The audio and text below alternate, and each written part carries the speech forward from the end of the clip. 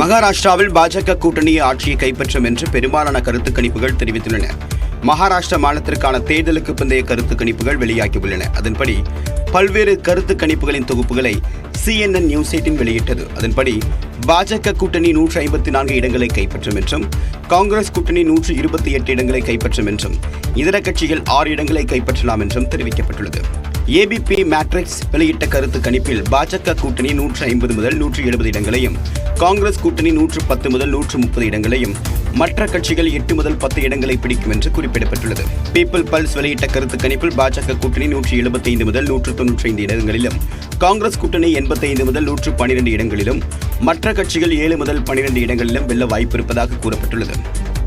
பிமார்க் வெளியிட்ட கருத்து கணிப்பிலும் பாஜக கூட்டணி ஆட்சியை கைப்பற்றும் என்று தெரிவிக்கப்பட்டுள்ளது. சாணக்கியாவின் கருத்து கணிப்பில் பாஜக கூட்டணிக்கு 150 முதல் 160 இடங்களும், காங்கிரஸ் கூட்டணிக்கு 130 முதல் 138 இடங்களும், இதர கட்சிகள் 6 முதல் 8 வரையிலும் வெல்ல வாய்ப்பு இருப்பதாக கூறப்பட்டுள்ளது. ஜார்க்கண்ட் சட்டமன்ற தேர்தலிலும் பாஜக ஆட்சியை பிடிக்கும் என்ற கருத்து கணிப்பு முடிவுகள் தெரிவிக்கின்றன. பீப்பிள் பல்ஸ் கருத்து கணிப்பில் பாஜகவுக்கு 44 முதல் 53 இடங்களும், காங்கிரஸ் கூட்டணிக்கு 25 முதல் 37 இடங்களும், பிற கட்சிகளுக்கு 5 முதல் 9 இடங்களும் கிடைக்கும் என்று கணிக்கப்பட்டுள்ளது. ராமேஸ்வரம் சுற்றுவட்டாரத்தில் பெய்த கனமழையால் பல்வேறு பகுதிகள் வெள்ளக்காடாக மாறின. மேகவெடிப்பால் ராமேஸ்வரத்தில் 3 மணி நேரத்தில் கொட்டிய 36 சென்டிமீட்டர் மழையால் ராமேஸ்வரம் மற்றும் அதனை சுற்றியுள்ள இடங்களில் வீடுகளுக்குள் தண்ணீர் புகுந்ததால் மக்கள் கடும் அவதியடைந்தனர். ராமநாதபுரம் மாவட்டம் ராமேஸ்வரம் மற்றும் அதன் சுற்றுவட்டார பகுதிகளில் மேகவெடிப்பால் வரலாறு காணாத அளவுக்கு அதி கனமழை வெளுத்து வாங்கியது.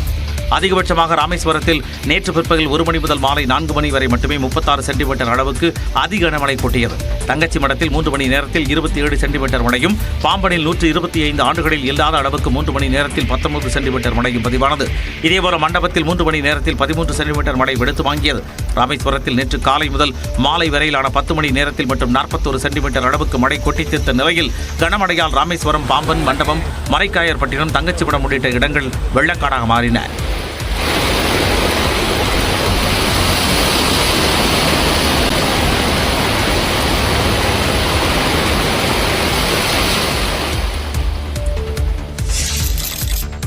தொடர் மழையால் தங்கச்சி மடத்தில் பல இடங்களில் முழங்கால் அளவு தண்ணீர் தேங்கியதால் திரும்பிய திசை எங்கும் மழை நீராகவே காட்சியளித்தது.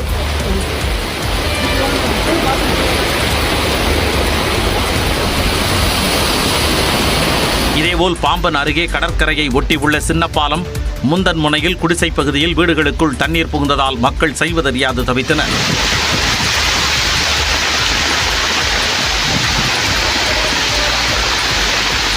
இதனால் அங்கு வசித்த 50க்கும் மேற்பட்ட குடும்பத்தினர் முகாமில் தங்க வைக்கப்பட்டனர். தண்ணி வந்துருச்சு, கீழே பெட்டில இருந்து கட்டில் வரை உட்கார கூட இடம் கிடையாது. பச்சை பிள்ளைய வச்சுக்கிட்டு இப்ப மகால்ல இப்படி உட்காந்துட்டு இருக்கோம். பிள்ளைகளுக்குலாம் அந்த 2 நாள் காய்ச்சல ரொம்ப கஷ்டமா இருக்கு. ஆஸ்பத்திரிக்கும் கூட போக முடியல, பிள்ளை சாப்பாடு கூட ஆக்க முடியல. ஃபுல்லா தண்ணி, வீடு ஃபுல்லா ரொம்ப கஷ்டமா இருக்கு.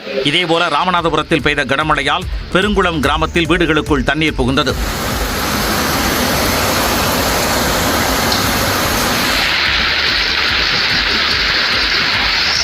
இதனிடையே மண்டபத்தில் சூறைக்காற்றுடன் மழை பெய்ததால் கடற்கரையில் நிறுத்தி வைக்கப்பட்டிருந்த படகுகள் ஒன்றுடன் ஒன்று மோதியதில் 10க்கும் மேற்பட்ட படகுகள் சேதமடைந்தன. ஒரு படகை சீர் செய்ய 5 லட்சம் ரூபாய் வரை செலவாகும் என்பதால் அரசு நிதியுதவி வழங்க வேண்டும் என மீனவர்கள் கோரிக்கை விடுத்துள்ளனர். ராமேஸ்வரத்தில் பெய்த அதி கனமழைக்கு மேகவெடிப்புதான் காரணம் என வானிலை ஆய்வு மையத்தின் தென்மண்டல தலைவர் பாலச்சந்திரன் தெரிவித்தார். செயற்கைக்கோள் படங்களில் நம்ம எடுத்து பார்க்கின்ற பொழுது மிக குறுகிய இடத்துல இன்டென்ஸ் கிளவுட் டெவலப் ஆகி அப்படி கிழக்கிலிருந்து மேற்க நகர்ந்து செல்றது மேக வெடிப்பு என்று சொல்லக்கூடிய இந்த கிளவுட் பஸ்ட் வந்திருக்கிறது. ராமநாதபுரத்தில் உச்சபட்ச மழை பதிவாகியுள்ளதாக தெரிவித்த தனியார் வானிலை ஆய்வாளர் ஸ்ரீகாந்த் மழை படிப்படியாக குறையும் என குறிப்பிட்டார். வானிலை படிவங்களை வச்சு பார்க்கும்போது ராமநாதபுரத்தை பொறுத்த வரைக்கும், ராமநாதபுரம் மாவட்டத்தை பொறுத்த வரைக்கும் இன்றுதான் அதோட பீக்கா வானிலை படிவுகள் எதிர்பார்த்த ஒரு நிகழ்வு. அது இன்று நடந்திருக்கு. நாளையிலிருந்து கொஞ்சம் படிப்படியா மழை குறைந்து ஒரு 2 நாட்களுக்கு மழை வெகுவாக குறையக்கூடிய சூழலுக்கு. ராமநாதபுரம் மாவட்டத்தில் தண்ணீர் தேங்கிய இடங்களில் மாவட்ட ஆட்சியர் சிம்ரன்ஜித் சிங் காலோன் ஆய்வு செய்தார். தமிழ்நாட்டின் பல்வேறு பகுதிகளில் பரவலாக மழை பெய்தது. திருவாரூர் மாவட்டம் திருத்துறைப்பூண்டி மற்றும் அதன் சுற்றுவட்டார பகுதிகளில் கனமழை கொட்டி தீர்த்தது. திருவாரூர் மற்றும் அதன் சுற்றுவட்டார பகுதிகளில் விட்டுவிட்டு கனமழை பெய்தது. நாகை மாவட்டத்தின் பல்வேறு பகுதிகளில் கனமழை பெய்தது. 3 நாளாக நீடித்த மழையால் சாலைகளில் மழை நீர் வெள்ளம் போல் பெருக்கெடுத்து ஓடியது.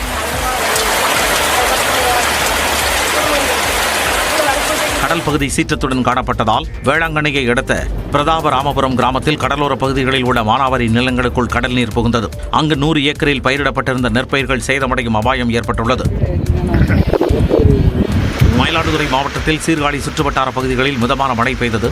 பள்ளி முடியும் நேரத்தில் பெய்த மழையால் மழைநீரில் நனைந்தபடி மாணவ மாணவிகள் வீடு திரும்பினர்.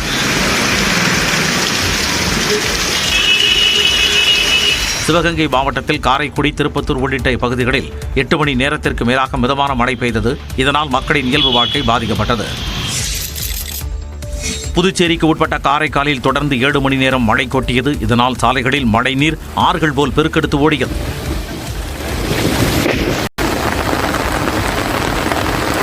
திண்டுக்கல் மாவட்டம் கொடைக்கானலில் மாலை வேளையில் அடர் பனிமூட்டம் நிலவியது. இதன் காரணமாக வாகன ஓட்டிகள் முகப்பு விளக்குகளை ஒளிரவிட்டபடி மலைச்சாலையில் ஊர்ந்தபடி சிரமத்துடன் பயணத்தை மேற்கொண்டனர். இந்நிலையில் தெற்கு அந்தமான் மற்றும் அதனையொட்டிய பகுதிகளில் இன்று வளிமண்டல மேலடுக்கு சுழற்சி உருவாகக்கூடும் என்று வானிலை ஆய்வு மையம் தெரிவித்துள்ளது. இதன் காரணமாக தென்கிழக்கு வங்கக்கடல் பகுதிகளில் நாளை மறுதினம் காற்றழுத்த தாழ்வு பகுதி உருவாகக்கூடும் என்று கணிக்கப்பட்டுள்ளது. இது மேற்கு வடமேற்கு திசையில் நகர்ந்து அதற்கு அடுத்த 2 நாட்களில் தென்மேற்கு வங்கக்கடல் பகுதிகளில் காற்றழுத்த தாழ்வு மண்டலமாக வலுப்பெறக்கூடும் என்று தெரிவிக்கப்பட்டுள்ளது. இந்நிலையில் தமிழ்நாட்டில் இன்று மிதமான மழைக்கு வாய்ப்பு இருப்பதாக வானிலை ஆய்வு மையம் தெரிவித்துள்ளது. சென்னையில் வானம் மேகமூட்டத்துடன் காணப்படும் என்று கணிக்கப்பட்டுள்ளது. சட்டமன்ற தேர்தல் தொடர்பாக தொண்டர்களுக்கு திமுக உயர்நிலை செயல்திட்டக் குழு அறிவுரைகளை வழங்கியுள்ளது. சட்டமன்ற தேர்தல் பரப்புரையை உடனே தொடங்க வேண்டுமென திமுக தொண்டர்களுக்கு அக்கட்சியின் உயர்நிலை செயல்திட்டக் குழு கூட்டத்தில் அறிவுறுத்தப்பட்டுள்ளது. சென்னை அண்ணா அறிவாலயத்தில் திமுகவின் உயர்நிலை செயல்திட்டக் குழு கூட்டம் அக்கட்சித் தலைவரும் முதலமைச்சருமான மு.க.ஸ்டாலின் தலைமையில் நடைபெற்றது. அதில் சட்டமன்ற தேர்தலுக்கு தயாராவது, மத்திய அரசுக்கு கண்டனம் உள்பட 6 தீர்மானங்கள் நிறைவேற்றப்பட்டன.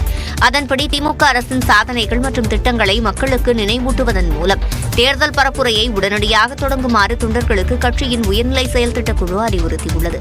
துண்டு பிரசுரங்கள், திண்ணை பிரச்சாரங்கள் என மக்கள் இயக்கத்தை தொண்டர்கள் அனைவரும் தொடங்குமாறு திமுக தலைமை வலியுறுத்தியுள்ளது. இதனிடையே சாதிவாரி கணக்கெடுப்பு நடத்தாதது, இந்தி வாரம் கொண்டாடுவது உள்ளிட்டவற்றை கண்டித்து மத்திய அரசுக்கு எதிராக தீர்மானம் நிறைவேற்றப்பட்டுள்ளது. மேலும் தமிழ்நாட்டு மீனவர்களின் பாதுகாப்பை உறுதி செய்வது, மணிப்பூர் வன்முறையை கட்டுப்படுத்துவது உள்ளிட்டவற்றை முன்வைத்தும் தீர்மானங்கள் நிறைவேற்றப்பட்டன. 16வது நிதிக்குழுவிடம் முதலமைச்சர் மு.க.ஸ்டாலின் முன்வைத்த கோரிக்கைகளை வழிமொழிந்த அனைத்து கட்சிகளுக்கும் திமுகவின் உயர்நிலை செயல்திட்டக் குழு கூட்டத்தில் நன்றி தெரிவிக்கப்பட்டது. தமிழக பாஜக உறுப்பினர் சேர்க்கையில் திருப்தி இல்லை என்று தேசிய தலைமை கூறியதாக தகவல் வெளியாகியுள்ளது. சென்னை தியாகராய நகரில் உள்ள மாநில தலைமை அலுவலகத்தில் தமிழ்நாடு பாஜகவின் உயர்மட்ட ஆலோசனைக் கூட்டம் நடைபெற்றது. இதில் மேலிட பொறுப்பாளர் அரவிந்த் மேனன், இணை பொறுப்பாளர் சுதாகர் ரெட்டி, ஒருங்கிணைப்பு குழு தலைவர் ஹெச் ராஜா உள்ளிட்டோர் பங்கேற்றனர். கூட்டத்தில் பேசிய மேலிட பொறுப்பாளர் அரவிந்த் மேனன், உறுப்பினர் சேர்க்கையில் திருப்தி இல்லை என்று தேசிய தலைமை கூறியதாக சுட்டிக்காட்டியிருப்பதாக தகவல் வெளியாகியுள்ளது. பல்வேறு குழப்பங்கள் ஏற்படும் சூழல் இருப்பதால் கூட்டணி விவகாரம் தொடர்பாக பொதுவெளியில் பேசக்கூடாது என்று அரவிந்த் மேனன் கண்டிப்புடன் கூறியதாகவும், குறிப்பாக அதிமுகவுடனான கூட்டணி விவகாரத்தில் எந்த கருத்தும் தெரிவிக்கக்கூடாது என்றும் அறிவுறுத்தியதாக கூறப்படுகிறது.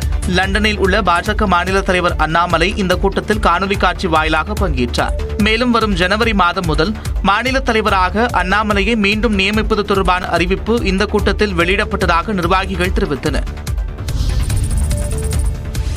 தஞ்சை தமிழ் பல்கலைக்கழக துணைவேந்தர் திருவள்ளுவனை பணியிடை நீக்கம் செய்து ஆளுநர் R.N. ரவி உத்தரவிட்டுள்ளார். முந்தைய அதிமுக ஆட்சியின் போது பணம் பெற்றுக்கொண்டு உயர்கல்வி தகுதியில்லாத 40 பேரை பேராசிரியர் உள்ளிட்ட பணியிடங்களில் அமர்த்தியதாக துணைவேந்தர் திருவள்ளுவன் மீது குற்றச்சாட்டு எழுந்தது. இது தொடர்பாக கடந்த 2019ஆம் ஆண்டில் லஞ்ச ஒழிப்புத்துறை போலீசார் வழக்கு பதிவு செய்து விசாரணை நடத்தி வந்தனர். மேலும் உரிய தகுதியில்லாத அந்த 40 பேர் மீது ஏன் நடவடிக்கை எடுக்கவில்லை என்று ஆளுநர் மாளிகையில் இருந்து துணைவேந்தர் திருவள்ளுவனிடம் இருமுறை விளக்கம் கேட்கப்பட்டதாக கூறப்படுகிறது. அதற்கு முறையான பதிலை அளிக்காமல் காலம் தாழ்த்தியதால் திருவள்ளுவன் பணியிடை நீக்கம் செய்யப்பட்டுள்ளதாக தகவல் வெளியாகியுள்ளது. மேலும் அடுத்த மாதம் 12ஆம் தேதியுடன் ஓய்வு பெறவுள்ள நிலையில் துணைவேந்தர் பணியிடை நீக்கம் செய்யப்பட்டது குறிப்பிடத்தக்கது.